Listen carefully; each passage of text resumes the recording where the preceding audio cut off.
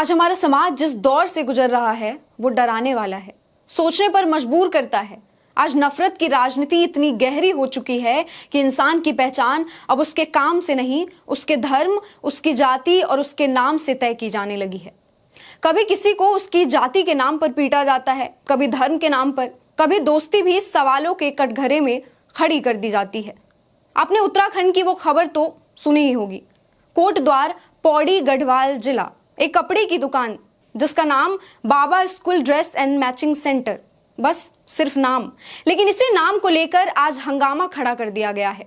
कुछ हिंदूवादी संगठनों के लोग दुकान पर पहुंचता है और कहता है नाम बदलो। दुकानदार एक बुजुर्ग मुस्लिम व्यक्ति है, नाम शोएब अहमद। वो बताते हैं दुकान 30 साल से इसी नाम से चल रहा है।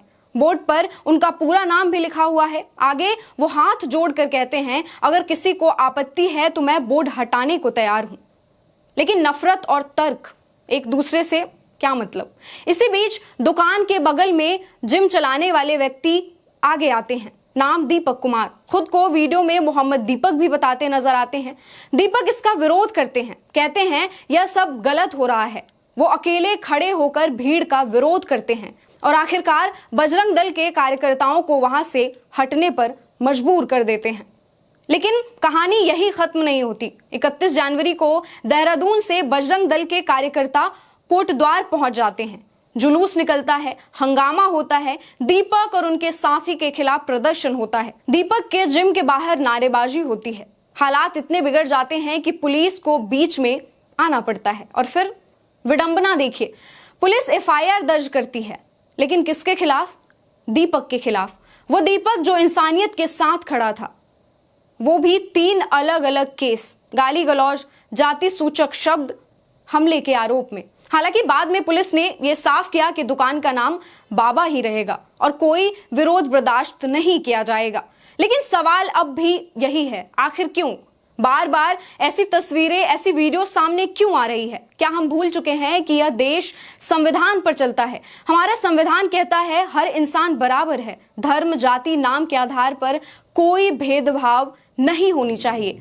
संविधान हमें पूरी आजादी देता है अपना काम करने की, अपनी पहचान के साथ जीने की और बिना डर के बोलने की। संविधान हमसे ये नहीं पूछता कि दुकान किसने खोली है। संविधान ये पूछता है कि क्या किसी का हक छीना जा रहा है। विपक्ष समेत कई लोग अब दीपक के समर्थन में खड़े नजर आ रहे हैं। राहुल गांधी ने ट्वीट कर दीपक को भारत का हीरो बताया है।